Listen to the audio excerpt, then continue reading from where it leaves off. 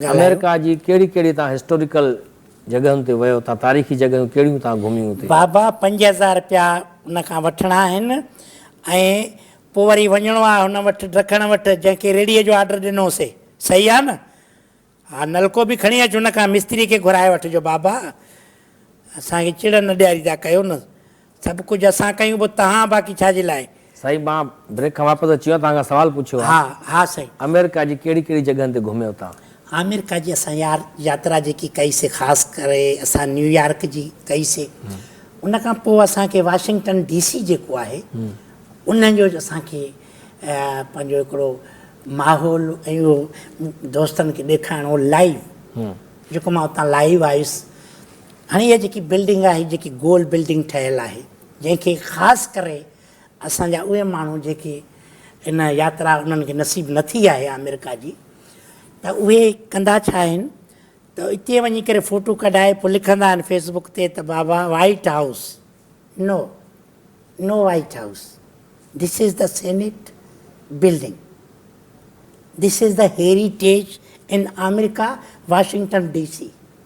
ठीकु आहे इहो वाक़ई कांग्रेस जी बिल्डिंग आहे या सेनेट जी बिल्डिंग यस जेके बि केरु चवंदो हुनखे वाइट हाउस साईं वाइट हाउस केरु चवंदो दुनिया जा माण्हू जेके बि वेंदा आहिनि न त तव्हां जहिड़ा माण्हू तव्हांजो उहो वीडियो ॾिठो पिए त अवां इहो चओ पिया त हीअ वाइट हाउस आहे पर no this is the no white house this building in the senate building in all our countries in जरगाज़ इन फैसलाज़ दिस बिल्डिंग होप वञी करे तव्हां लाइव बि आया हुतां ॾिठो लाइव मां आयुसि मूंखे ॻाढ़ो अलबत्ता रजक पातल हो ही कोन्हो त लाइव आयुमि त हिकिड़ी ख़ातून तमामु हिकिड़ी सुहिणी चिटी जहिड़ी गोरी ख़ातून हुजे अमेरिका में गोरी चिटी बि हा बिल्कुलु ॻाढ़ो गुलाबी रंग जीअं टमाटे जो थींदो आहे त ख़ातून मूंखे ईअं नज़र आई त मां चयोमांसि हे यू माईअ खे डायरेक्ट हा कम कम कम ईअं सॾु कयो हा हू अचण लाइ तयारु हुई अच्छा त पहिरियों त उहा अहिड़ी थी त सॾे कंहिंखे तूं हाणे ही पोयां मुंहिंजी बिल्डिंग आहे वाइट हाउस जेके तव्हां चओ सेनेट ही मां ॾाकणनि ते वेठो आहियां ही मां लाइव अचां पियो जेको मां हाणे बि अची रहियो आहियां। हाणे न अचो लाइव साईं न प्रोग्राम लाइव न अचो हा पोइ अचां थो त ही मां हे लाइव थो अचां पियो हितो मां वेठो आहियां पोयां बिल्डिंग आहे ही ख़ातून वञे पई ऐं उनजे परियां हिकिड़ो मर्द बि हुयो जीअं त मूंसां गॾु मुंहिंजा दोस्त फरमान शोएब हुजे ऐं ॿिया बि खोड़ दोस्त गॾु हुया त मां उन ख़ातून खे सॾु कयो हे हे हे वमेन ईअं सॾु कयो हे यू हा हे यू यू यू अरे हू ॾिसे पई त पोइ हिते मां चयो यू उहा अचण जी करे पई त हुन जेको मुड़सालो हुयो जेको शायदि हुनजो बॉयफ्रेंड हुयो ईअं साईं न सॾु कबो आहे न हुनखे झले वरितो पर माईअ खे ईअं तव्हां सॾु कयो पिया हा पोइ वरी मां जुमिलो ॾिनो त पुछियुमि दोस्तनि खां केरु हुई इहा उन्हनि चयो साईं हिते केरु असांखे बि खिल निकिरी उनखे छो पिया सॾु कयो तव्हां मां चयो त पुछांसि हिस्ट्री जे बारे में हिस्ट्री तव्हांखे पाण ख़बर आहे तव्हां पढ़ियल लिखियल माण्हू आहियो साईं